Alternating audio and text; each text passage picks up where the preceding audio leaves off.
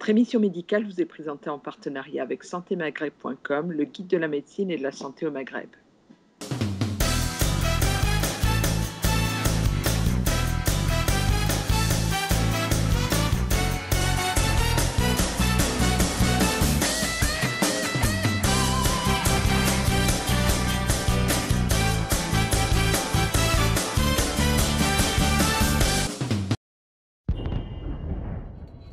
À toi qui souffres de crampes violentes pendant tes règles. À toi qui ne peux plus sortir de chez toi à ces moments-là et culpabilise de tant d'absentéisme. À toi pour qui chaque rapport sexuel devient compliqué. À toi qui ne pourra peut-être jamais avoir de bébé. À vous toutes qui avez l'habitude depuis l'adolescence de souffrir en silence. Il est temps de mettre des mots sur vos mots. Vous souffrez d'endométriose, une maladie silencieuse qui vous impose de nouvelles règles. Rendez-vous sur info-endométriose.fr. Alors, j'ai 43 ans. On a découvert mon endométriose quand j'avais 28 ans. Ça s'est fait assez rapidement. En fait, je connaissais pas du tout l'endométriose, je ne savais pas ce que c'était. J'étais tombée dans les pommes plusieurs fois au moment de mon cycle, par le passé. J'attribuais ça à une baisse de tension, parce que j'avais une tension assez basse, et je ne pensais pas que ça pouvait être autre chose. Le souvenir que j'ai, c'est qu'au moment d'un examen ou de quelque chose d'important, j'avais tendance à prolonger ma pilule en me disant que si j'avais mes règles à ce moment-là, ça ne le ferait pas. Donc après je suis pas douillette spécialement, donc j'avais pas du coup, j'étais pas alertée plus que ça, je pensais pas qu'il pouvait y avoir un autre souci. Et le souci s'est posé, tu dis, à 28 ans, pourquoi? Parce que je suis tombée à nouveau dans les pommes au moment de mes règles, que je me suis fait ramasser par les pompiers, que ma mère du coup a commencé à s'inquiéter en se disant quand même il faudrait qu'on pousse quand même un peu plus loin les examens, donc du coup c'est ce qui s'est passé, et là on a découvert une endométriose stade 4, donc c'était énorme, et donc là ça a été un peu l'enchaînement des opérations. Donc il y en avait partout, donc niveau gynécologique, aussi niveau digestif, puisque c'est comme des adhérences qui se propagent et qui se greffent un peu n'importe où, donc en général les femmes s'en rendent compte quand elles ont le désir d'avoir un enfant et que du coup ça fait obstruction et que techniquement ça bouche leur trompe, ou on se rend compte qu'il y a de l'endométriose. Dans mon cas vraiment c'était le tsunami, il y en avait partout. Voilà. Et tu penses, c'est important pour toi de témoigner aujourd'hui sur cette question, ou ça reste encore un sujet tabou? Alors, moi c'est assez étrange parce que ça me semble loin, bizarrement, parce que du coup j'ai choisi à 33 ans l'hystérectomie totale, parce que ça revenait. C'est violent comme décision, non? C'est violent, mais j'ai eu des opérations lourdes. J'avais peur, en fait, au niveau digestif, j'avais peur que ce soit pire, parce que j'ai vraiment eu une opération, j'ai eu une résection colorectale suite à ça. Avec du coup des conséquences au quotidien, des séquelles du coup opératoires. Et du coup j'avais vraiment peur, donc la peur que ça se propage a pris le pas en fait sur le reste. Et du coup la décision pour moi s'est imposée parce que j'avais pas envie de mettre ma santé en danger, que de toute façon pour les enfants c'était plus que compromis. Donc tenter des fécondations in vitro quand on a une endométriose très développée, ça restimule un peu tout l'organisme, et donc ça peut faire flamber aussi l'endométriose. Donc moi j'étais arrivée à un tel stade que je ne croyais pas trop à une issue favorable pour la maternité, et que je me disais que ça ne pouvait m'apporter que des ennuis. Alors on me stoppait régulièrement mon cycle à l'aide de piqûres qui s'appellent du décapeptile, puisqu'en fait le meilleur remède à l'endométriose, bizarrement, c'est la grossesse, puisque du coup tout est au repos pendant 9 mois. Pas d'activité, on n'a pas ses règles pendant 9 mois, donc l'endométriose ne flambe pas. Donc le moyen était de la stopper par ces piqûres-là. Donc moi on me faisait des piqûres de 3 mois d'un coup, des injections de 3 mois qui faisaient, des doses de cheval, donc avec tous les effets qui vont avec. Et du coup, si ça avait bloqué suffisamment longtemps et qu'après j'ai pu reprendre un cycle, etc., bon, je ne serais pas arrivée à cet extrême. Mais là, j'avais la peur digestivement que ça se remette à des endroits pas très agréables. J'avais peur d'avoir d'autres problèmes de santé, donc j'ai préféré prendre cette décision-là, sachant que de toute façon, pour les enfants, voilà. J'avais un médecin qui m'avait dit il faudra aller à Lourdes, quoi. Donc voilà, c'était un peu clair que c'était compliqué. On dit que c'est important de témoigner. On a l'impression qu'on parle beaucoup, que la parole des femmes se libère sur cette question de l'endométriose, même si on évoquait le fait que ça reste malgré tout un sujet tabou, parce que ça touche à la féminité, Moi, je ne comprends pas que ce soit un sujet tabou. C'est pas parce qu'on m'a enlevé l'utérus que je suis moins féminine. Je ne l'ai jamais ressenti comme ça. Je me suis dit que j'agissais pour limiter les soucis de santé. Et voilà, et j'ai jamais associé ça à une perte de féminité. Jamais. Pour moi, c'était normal d'être tordue de douleur, comme tu dis, au moment du cycle. C'était le meilleur benchmark, c'est quand même les examens où je prolongeais ma tablette, ma pilule, parce que je me disais, sinon, physiquement, je ne vais pas tenir. Donc, c'est quand même que c'était très douloureux. Donc, moi, c'était le seul symptôme, parce que je sais que ça peut poser des problèmes sexuellement, etc. Je n'ai pas eu de douleur particulière pendant les rapports. Mais vraiment, les règles étaient extrêmement douloureuses. Le gynécologue ou la gynéco qui te suivait a évoqué un jour cette question-là, ou c'est vraiment quand tu es tombée?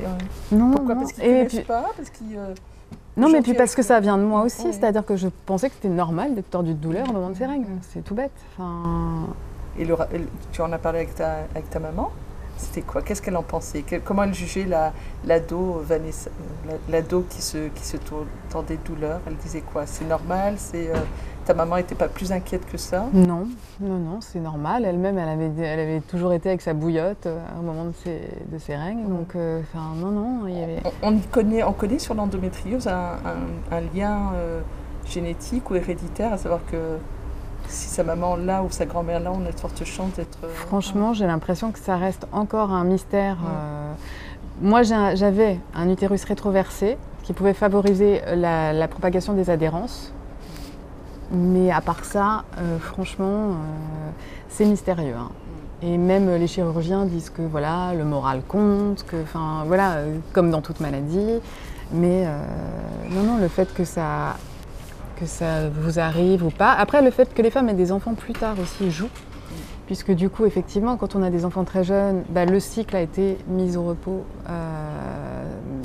pendant le temps de la grossesse, donc ça calme les flambées d'endométriose. Donc j'imagine que le fait qu'on soit une génération à procréer plus tardivement joue aussi sur cette flambée. Mais voilà, là c'est mon ressenti. Moi je ne suis pas médecin, je ne sais pas.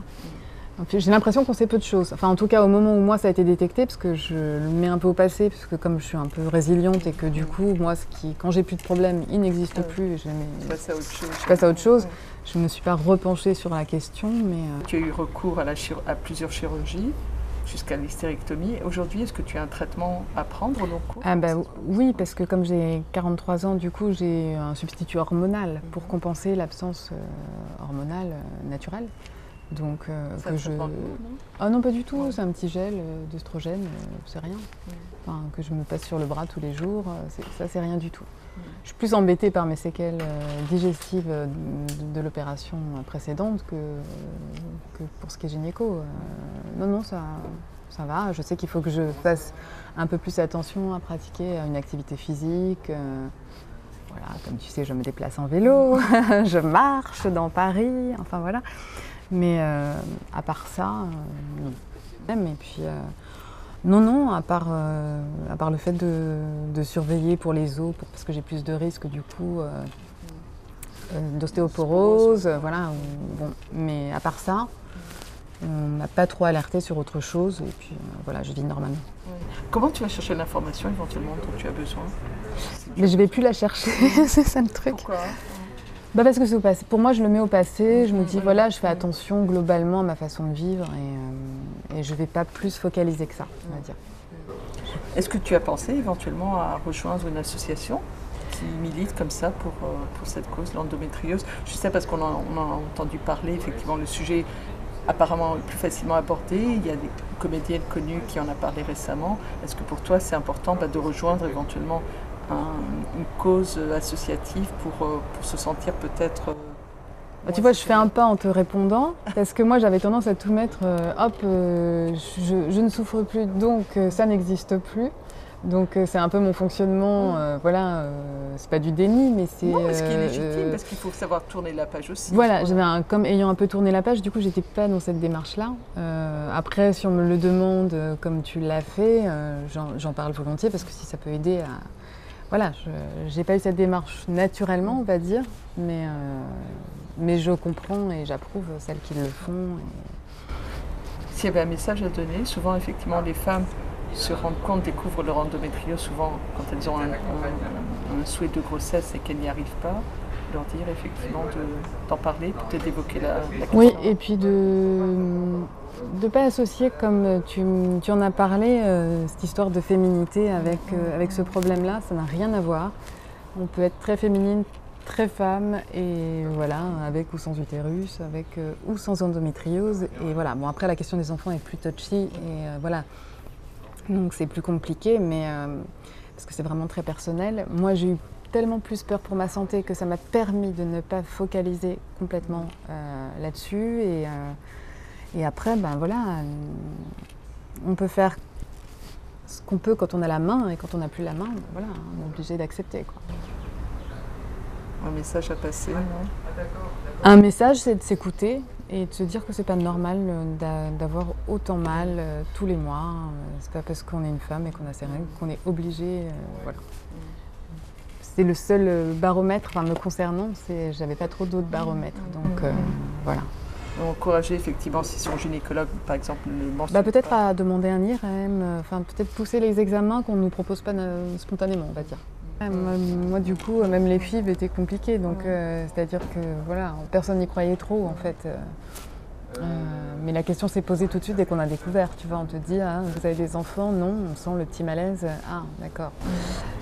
Tu mesures le fait qu'ici on est en France, donc la question d'une femme qui n'a pas d'enfant est moins complexe. Tu peux imaginer que dans certains pays, par exemple l'Afrique du Nord ou plus précisément l'Algérie, que ça puisse mettre éventuellement une femme au banc de la société, le fait qu'elle n'enfante pas, comme ça, tu en penses quoi, toi Forcément, je suis dans une compassion et une révolte même, parce que moi, j'ai la liberté de me dire je m'en fiche de ce que pensent les gens. Enfin, je décide, donc j'ai cette liberté-là. Effectivement, j'aurais le souhait que toutes les femmes aient cette liberté-là également. Je sais bien que c'est pas le cas. Ça fait un peu double punition là, dans ces cas-là, donc c'est un peu dur.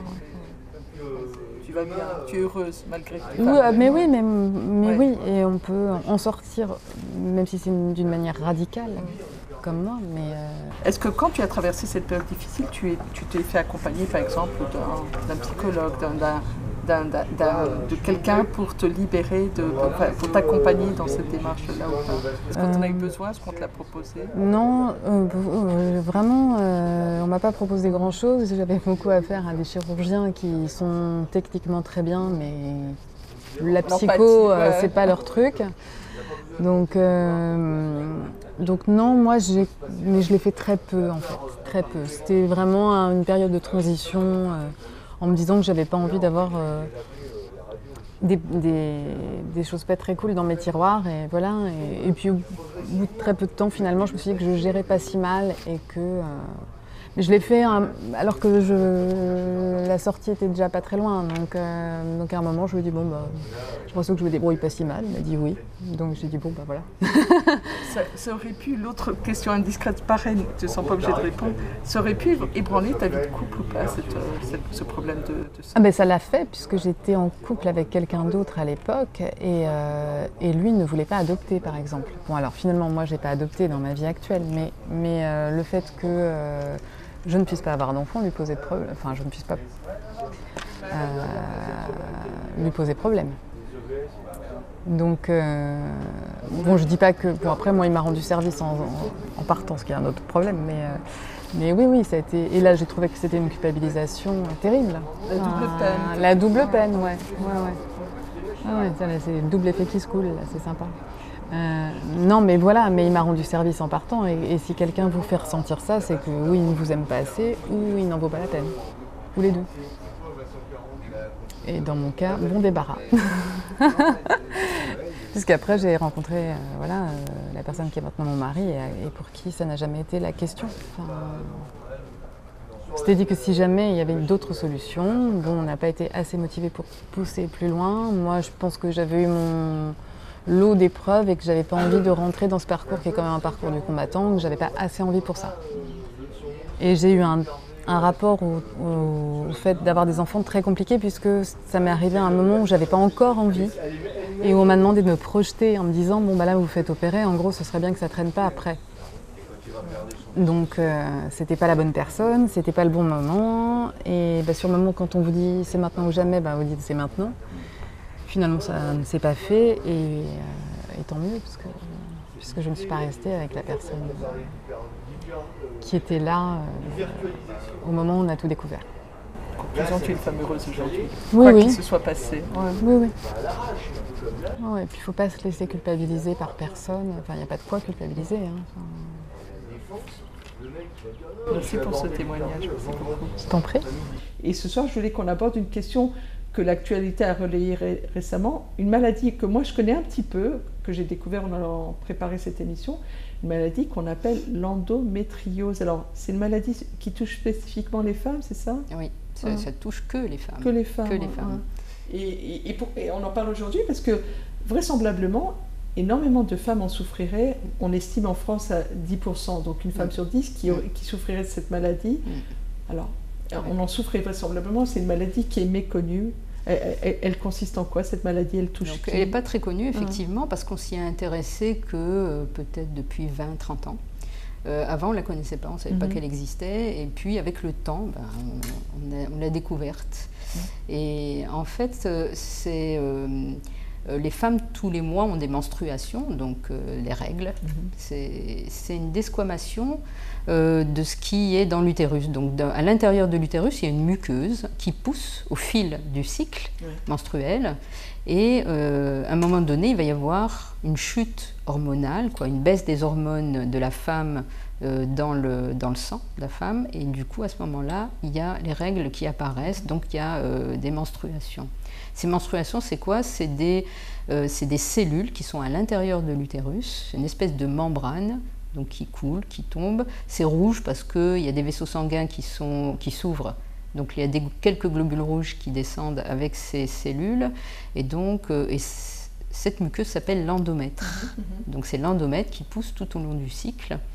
Et cette desquamation, donc ce sont les règles, les menstruations. Donc, nous, ce qu'on voit apparaître, les femmes, ce qu'elles voient apparaître, donc ce sont ces règles, mais il y a également ces mêmes cellules qui refluent à travers les trompes et qui vont tomber dans l'abdomen, dans la cavité abdominale. Donc ces cellules, à un moment donné, peuvent se greffer, donc s'accrocher à un organe. Il y a les trompes de chaque côté de l'utérus, donc il faut un rappel anatomique, c'est pas évident, mais voilà, il faudrait un rappel anatomique, mais les trompes de chaque côté, c'est une espèce de petits tuyaux qui vont relier l'utérus aux ovaires. Donc il peut y avoir un passage de ce sang à travers les trompes, et il peut donc y avoir une greffe de ces cellules endométriales au niveau de ces trompes. Il peut y avoir une greffe au niveau des ovaires également. Et puis, dans la cavité abdominale, au niveau de l'intestin, au niveau du péritoine, qui est une fine couche au niveau de qui recouvre tous les organes, donc ça peut également se greffer à cet endroit-là, se greffer près du rectum, se greffer au niveau de la vessie. Donc, finalement y avoir ces cellules qui peuvent se greffer un peu n'importe où dans l'abdomen. Après, il peut y avoir les mêmes cellules par le biais du sang des règles qui peuvent se greffer au niveau du vagin, au niveau de la vulve parfois et au niveau de certaines cicatrices, comme les femmes qui ont déjà accouché peuvent avoir une épisiotomie ou une déchirure au niveau de la vulve, et donc ça peut se greffer aussi à cet endroit-là. C'est véritablement une maladie, l'endométriose. C'est une maladie, c'est pas une maladie grave. Elle ne va pas dégénérer, mais c'est une maladie qui est très gênante, très handicapante pour les femmes qui sont porteuses d'endométriose. Alors, on va voir qu'il y a des femmes qui sont complètement asymptomatiques, donc qui ne ressentent qui n'éprouvent aucune douleur, aucune gêne, mais pour les téléspectatrices qui nous regardent ce soir, quels sont les symptômes qui peuvent alerter sur le fait qu'on a peut-être effectivement, qu'on souffre peut-être de cette maladie? Bon, la majorité des femmes sont asymptomatiques, c'est-à-dire qu'elles ne savent pas qu'elles ont de l'endométriose. Et donc, c'est au moment d'un examen, par exemple une femme qui veut faire un bébé, qui a quelques difficultés à faire un bébé, lors des examens, on peut tomber sur des lésions d'endométriose. Ça se voit à l'œil nu? C'est quel type d'examen? Non, ça ne se voit pas du tout à l'œil nu. Faites un prélèvement? Oui, alors c'est compliqué quand même. Il y a beaucoup d'examens à faire en fonction de la localisation. Donc des femmes par exemple qui ont beaucoup de règles, des règles très abondantes, douloureuses, ça peut être de l'endométriose de l'utérus. En fait, ces cellules qui recouvrent l'intérieur de l'utérus peuvent se greffer dans la paroi de l'utérus, et ça s'appelle de l'endométriose utérine. Ça s'appelle aussi de l'adénomiose. Et donc cette adénomiose, elle donne, l'utérus se gonfle de sang à l'intérieur, ça devient douloureux et ça augmente le flux menstruel.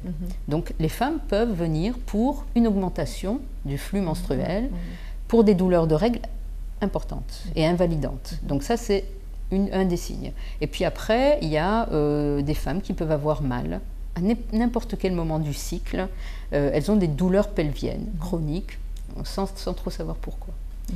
Il peut y avoir donc dans le cadre d'une stérilité des examens qui peuvent justement nous permettre de tomber sur de l'endométriose.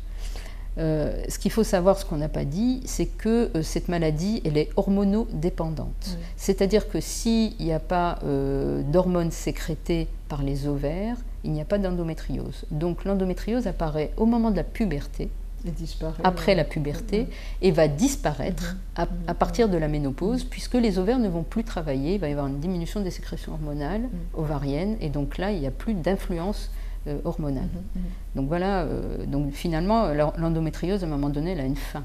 Elle va se guérir spontanément à partir du moment où on est ménopausé.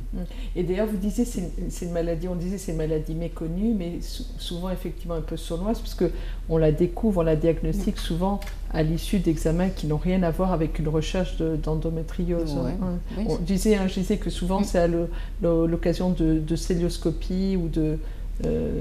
Oui, comme je disais, des femmes qui sont asymptomatiques, oui, on peut effectivement faire un examen, une échographie, et puis on peut tomber pelvienne par exemple, comme ça, et on tombe sur un kyste de l'ovaire par exemple, qui est en fait un endométriome, donc qui est une tumeur ovarienne bénigne, mais où il y a un amas de sang à l'intérieur, et c'est un endométriome. Donc en général, l'examen clinique chez le gynécologue, la plupart du temps, on a des difficultés à retrouver l'endométriose si on n'est pas orienté. Si la patiente vient comme ça pour un examen de routine, on peut ne pas tomber sur l'endométriose en faisant un examen basique.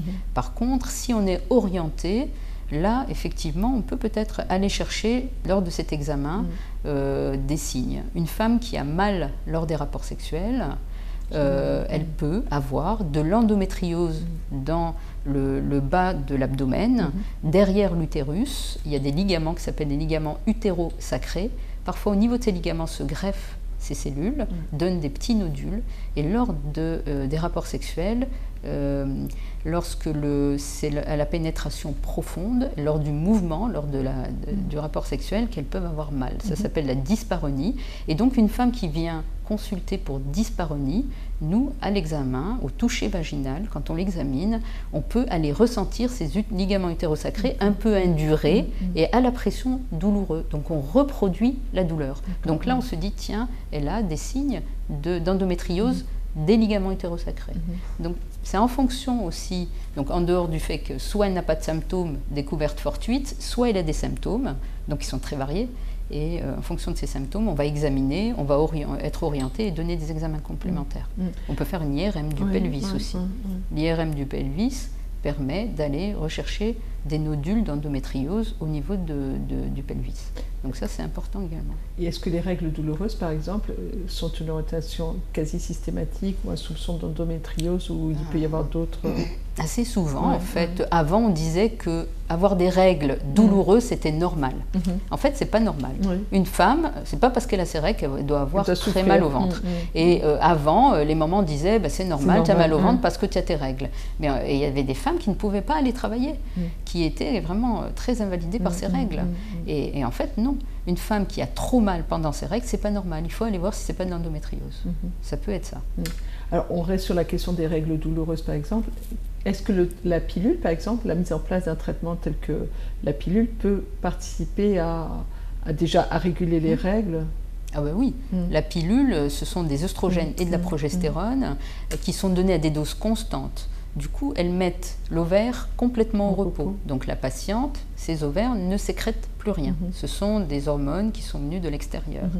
Donc à l'arrêt, donc en général on prend 21 jours de pilule et on s'arrête 7 jours. Pendant les 7 jours d'arrêt, là, il y a des règles de privation, le fait de ne plus avoir d'hormones, il y a une desquamation de l'endomètre. Mais l'endomètre à l'intérieur, finalement, ne pousse que très très peu.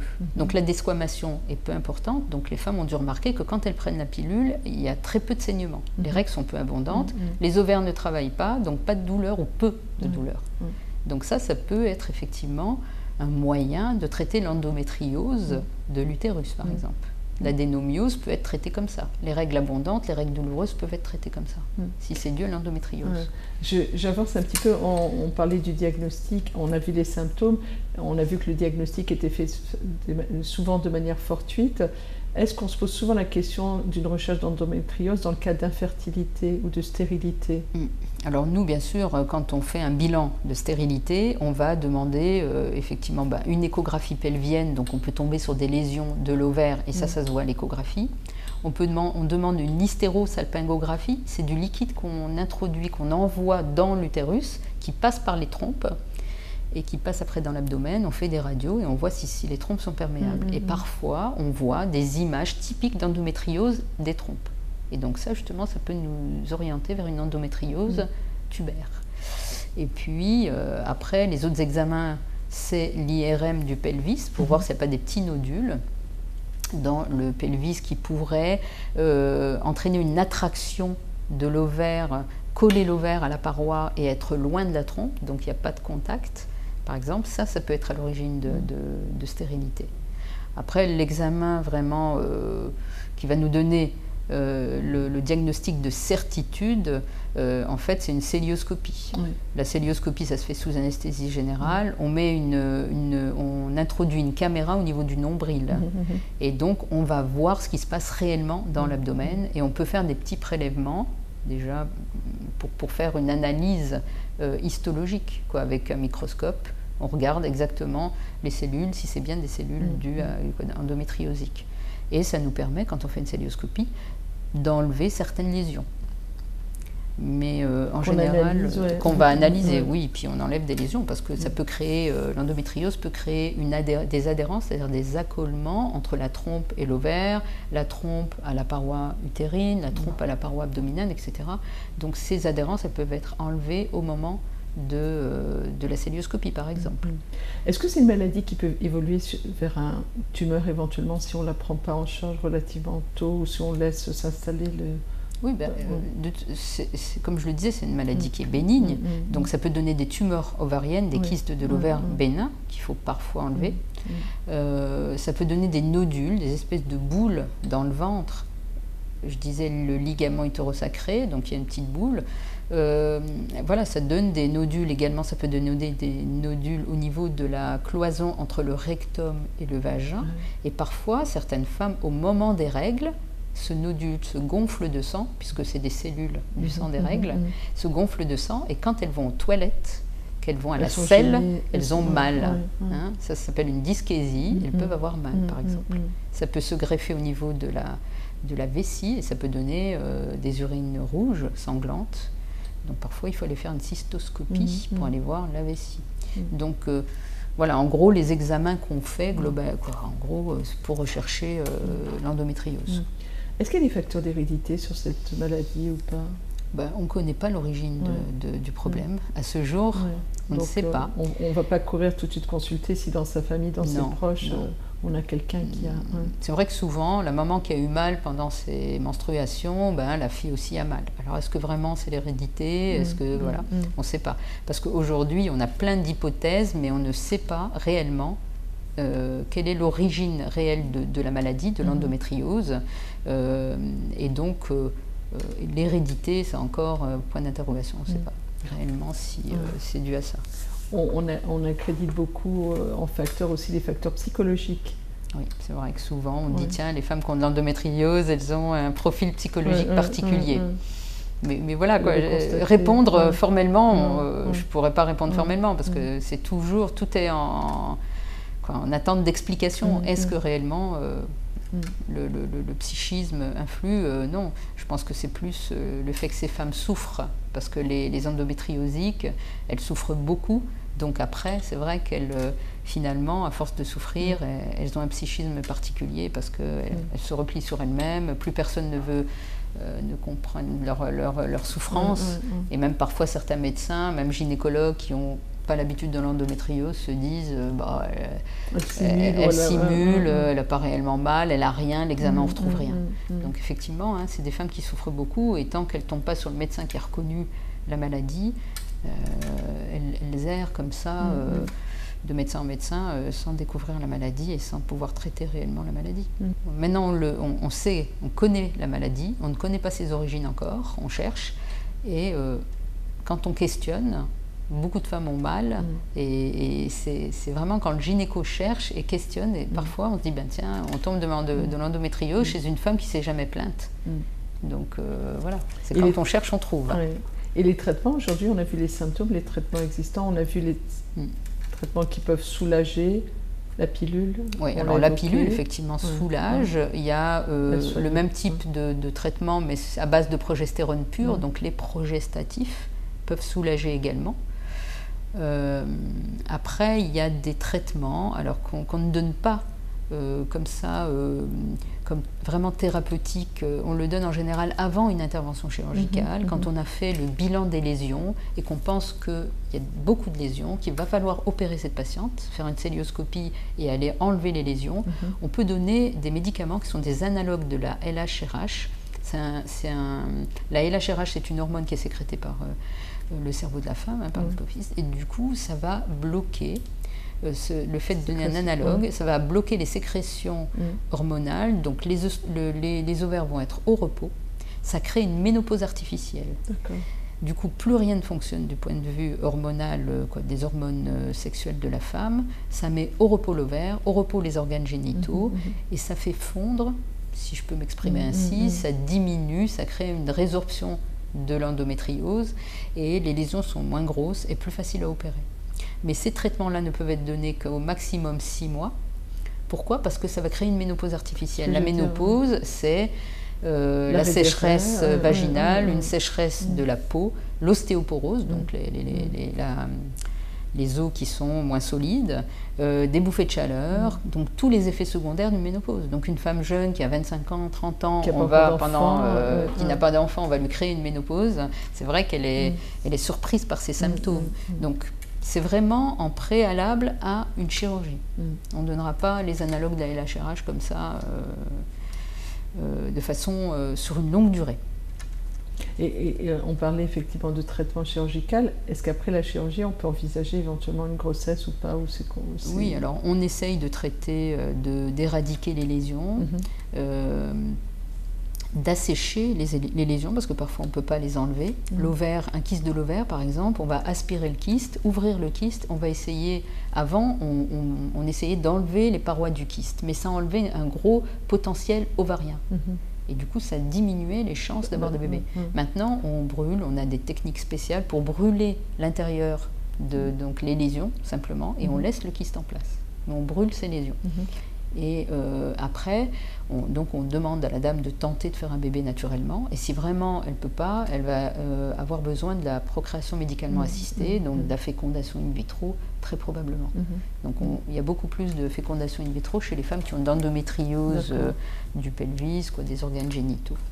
Mais elle ne tire pas une croix sur une grossesse possible. Non. Ça risque simplement d'être un peu plus compliqué. Voilà, ça va être plus long et plus compliqué. Ouais. Non, elles pourront faire un bébé un jour. Ouais. La grossesse, par exemple, c'est une période où il y a très peu d'œstrogène, il y a beaucoup de progestérone, et donc il n'y a pas ce fonctionnement ovarien habituel, puisqu'il est au repos, c'est le placenta qui prend le relais. Et bien pendant cette période-là, il y a une amélioration des symptômes de l'endométriose. On posait la question, on a été opéré, est-ce que c'est une maladie qui peut récidiver? Oui, ça peut récidiver, puisqu'il peut y avoir des lésions qui n'ont pas été vues, qui vont apparaître. Si on a tendance à faire de l'endométriose, oui, il peut y avoir une récidive. D'autres lésions apparaîtront, c'est possible. J'ai une téléspectatrice qui m'a envoyé un message en disant qu'à la suite d'une endométriose, elle avait subi une hystérectomie. Donc on lui a retiré tout l'utérus. Est-ce que ça fait partie des solutions effectivement auxquelles des fois on n'a pas... Bien sûr. Une femme qui, je vous ai dit, ça donne un utérus qui est gros, globuleux, qui se remplit de sang à la période de menstruation. Donc il y a des femmes qui ont très très mal et qui ont l'impression d'avoir un poids dans le ventre de façon constante. Et des femmes qui ont 40 ans et plus, qui ont eu leurs enfants et qui sont vraiment mal dans leur peau parce qu'elles ont mal tout le temps, on peut être amené, si la progestérone ne marche pas.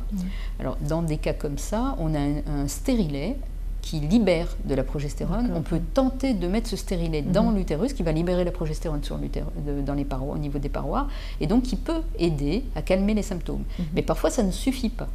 Et donc on est obligé d'enlever l'utérus pour calmer toute cette symptomatologie. On vit bien sans utérus? Oui, le fait de ne plus avoir d'utérus, ça ne change rien à la vie. C'est simplement qu'on n'a plus de règles et on ne peut plus faire de bébé. Mais on a une sexualité identique. En général, on ne touche pas les ovaires, puisque les ovaires, c'est des femmes jeunes encore, puisqu'elles ne sont pas ménopausées. Donc les ovaires, on va les laisser en place. Il n'y aura pas de symptômes de la ménopause, puisqu'on ne touche pas aux ovaires. On l'a expliqué suffisamment, mais les symptômes? Des douleurs de règles abondantes, des douleurs pelviennes chroniques, on a mal tout le temps dans le bas-ventre, des règles abondantes, une difficulté à faire un bébé, des douleurs lors des rapports sexuels, des douleurs quand on va à la selle pendant la période de menstruation, parfois des douleurs à uriner aussi pendant ces périodes de menstruation. Et on consulte en général sa gynécologue? Oui, il faut consulter sa gynécologue, tout à fait. Je pense que le médecin généraliste, en général, ils ne seront pas attirés par ces symptômes et je ne pense pas qu'ils vont être orientés sur l'endométriose. Sans trahir des secrets, vous m'avez indiqué tout à l'heure que récemment vous aviez effectivement organisé une formation justement à destination des médecins généralistes pour les sensibiliser. Oui. Et d'ailleurs, on a beaucoup parlé d'endométriose il y a quelques semaines de ça en France, parce que c'est vraiment un phénomène. Oui, parce qu'il y a même des gynécos qui ne sont pas au fait de l'actualité, ça ne leur vient pas à l'esprit. L'endométriose, maintenant, on sensibilise un petit peu par les médias, donc ça c'est bien, parce que même les anciens gynécos, par exemple, ils n'avaient pas la formation, et c'est maintenant, je vous dis, c'est depuis 30 ans qu'on s'y intéresse, depuis 20 ans c'est quand même plus d'actualité chez les gynécologues qui sont un peu au fait de l'actualité, mais je pense que c'est encore méconnu, même en tout cas des généralistes c'est sûr, des gynécologues un peu moins. Est-ce que vous avez quelques années d'exercice? Est-ce que vous avez l'impression effectivement que le nombre de personnes, de femmes qui souffrent d'endométriose a augmenté ou pas? Alors, ou c'est parce qu'on est plus sensible? On va rechercher l'endométriose maintenant. Avant, une femme qui avait mal, on recherchait un kyste de l'ovaire, on recherchait, mais on n'était pas orienté. Maintenant, on va rechercher l'endométriose, on fait des IRM du pelvis beaucoup plus facilement pour rechercher les lésions d'endométriose. On questionne les femmes, est-ce que vous avez des douleurs lors des rapports sexuels? Alors que c'était des questions qu'on ne posait pas avant. Alors que maintenant, on est orienté, on connaît les signes qui nous orientent vers l'endométriose. Du coup, on pose ces questions-là lors de la consultation, si la patiente vient pour une douleur ou à l'examen, si nous on perçoit quelque chose, on demande est-ce que vous avez des douleurs lors des rapports, par exemple. Alors que des fois la dame, ça vient pas d'emblée, elle n'ose pas poser la question. Est-ce que, ce sera sans doute ma dernière question, est-ce que certaines malformations qu'on connaît de l'utérus, par exemple consécutives à des traitements, à des prises de traitements, médicaments ou autres, auraient une influence sur cette maladie ou pas du tout? C'est pas prouvé non plus. Non, j'ai pas Ouais. notion de... Ouais. Non, Ouais. non, je pense pas. Donc les femmes qui ont des soucis, des problèmes d'utérus... L'utérus rétroversé. Exactement, Ouais. entre autres. Ouais. Non, mais l'utérus rétroversé, c'est un utérus qui est en situation postérieure. Ouais. Il est en arrière. Donc, il peut être en avant, il peut être médian, il peut être en arrière. C'est comme les oreilles, elles peuvent être un peu décollées ou pas. C'est pas, ça n'influence en rien. Ça n'influence en rien. Oui. Voilà, la vie. Et donc, c'est... Souvent, on dit, tiens, il est rétroversé parce que nous, quand on examine, on le retrouve en arrière. Et lors des rapports sexuels, ça peut faire un peu mal dans certaines positions. Mais l'utérus rétroversé, c'est un utérus normal qui a une position différente. Mais ça c'est pas pour ça qu'on a de l'endométriose. Non, non, ça n'influence pas. Ma toute dernière question, importante parce que on l'a évoqué, mais je veux bien qu'on y revienne. Est-ce que l'endométriose affecte uniquement les organes génitaux? Alors non, parce que comme je l'ai dit, ça va dans l'abdomen, donc ça peut toucher les intestins, le rectum, l'anus, la vessie, tout le péritoine. Et puis on a vu de l'endométriose pulmonaire, de la plèvre, exceptionnellement de l'œil. On a vu de l'endométriose ailleurs. Et on pense qu'il y a une métastase des cellules endométriales dans le sang, qui vont se greffer quelque part. C'est des formes exceptionnelles, mais qui existent. Et voilà, donc moi j'avais une anecdote d'une femme qui pleurait du sang tous les mois. Et donc ça avait été dans le village miracle, quelque chose d'extraordinaire, miracle. Et finalement, elle a été voir un médecin qui connaissait l'endométriose et qui a recherché, qui a fait un prélèvement oculaire et qui a retrouvé des cellules endométriales au niveau de l'œil.